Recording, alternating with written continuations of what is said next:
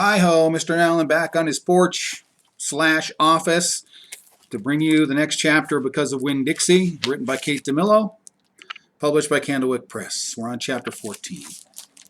Chapter 14. Sometimes I told Gloria the story Miss Franny Block had just told me. Or I imitated Otis tapping his pointy-toed boots and playing for all the animals, and that always made her laugh. And sometimes I made up a story, and Gloria Dump would listen to it all the way through from beginning to ending. She told me she used to love to read stories, but she couldn't do it anymore because her eyes were so bad. "Can't you get some really strong glasses?" I asked her. "Child," she said, "you don't make glasses that strong enough for these eyes." One day, when the storytelling was done, I decided to tell Gloria that Otis was a criminal. I thought maybe I should tell an adult about it, and Gloria was the best adult I knew. "Gloria," I said. "Mm-hmm," she said back. "You know Otis?" "I don't know him, but I know what you tell me about him." "Well, he's a criminal. He's been in jail. Do you think I should be afraid of him?" "For what?"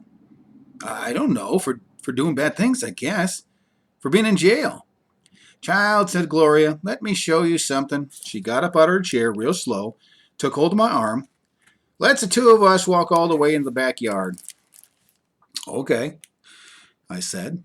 We walked, and Winn-Dixie followed right behind us. It was a huge backyard, and I'd never been all the way back in it.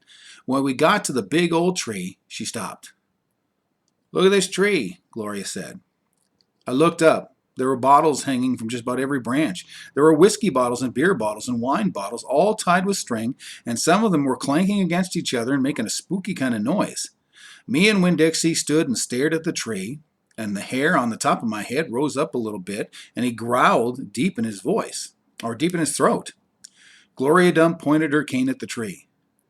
"What do you think about this here tree?" I said, "I don't know. Why are all those bottles on it?" "Keep ghosts away," Gloria said. What ghosts?" "Ghost all the things I'd done wrong." I looked at all the bottles on the tree. "You did that many things wrong?" I asked her. "Mm-hmm," said Gloria. "More than that." "But you're the nicest person I know," I told her. "Don't mean I haven't done bad things," she said. "There's whiskey bottles on there," I told her, "and beer bottles." "Child," said Gloria Dump, "I know that. I'm the one who put 'em there. I'm the one who drank what was in 'em." "My mama drank," I whispered. "I know it," said Gloria Dump. "The preacher said that sometimes she couldn't stop drinking." "Mm-hmm," Gloria said. "That's the way it is for some folks. You get started and you can't stop."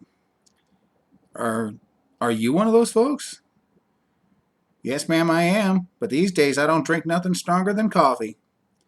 "Did the whiskey and beer and wine, did they all make you do bad things? Where the ghosts are now?" "Some of them," said Gloria Dump. "Some of them I wouldn't have done anyway, with alcohol or without, before I learned." "Learned what?" "Learned what's the most important thing." "What's that?" I asked. "It's different for everybody," she said. "You find out on your own, but in the meantime, you got to remember you can't judge people by the things they done. You got to judge them by what they're doing now. You judge Otis by that pretty music he plays and how kind he is to them animals, because that's all you need to know about him right now. All right?" "Yes, ma'am," I said. "And them Dewberry boys? You try not to judge them too harsh either, all right?" "All right," I said. "All right then," said Gloria Dump.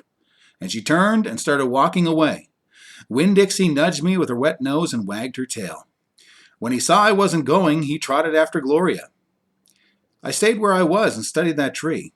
I wondered if my mama, wherever she was, had a tree full of bottles, and I wondered if I was the ghost to her, the same way she seemed like a ghost to me sometimes. That is Because of Winn-Dixie by Kate DeMillo, Chapter 14, published by Candlewick Press. Back with Chapter 15 soon. Have a good one. See you later.